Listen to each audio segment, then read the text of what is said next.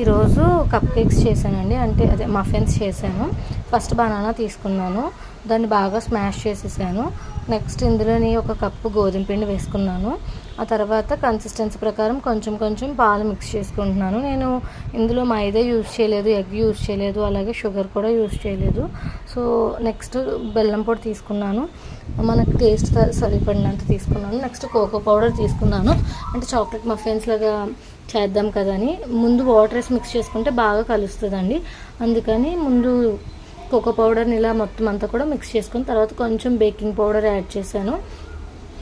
ఇప్పుడు ఇలాగ cup cakes ఉంటాయి కదా మఫిన్స్, సో బేక్ చేయడానికి అవి తీసుకొని అందులోని ఇప్పుడు ఈ బ్యాటర్ అంతటిని కూడా కొంచెం కొంచెం వేసేసుకున్నాను. అలా ఒక 4-5 వేసుకున్న తర్వాత నేను ఎయిర్ ఫ్రైయర్లో చేస్తున్నానండి, ఓవెన్ లేదు.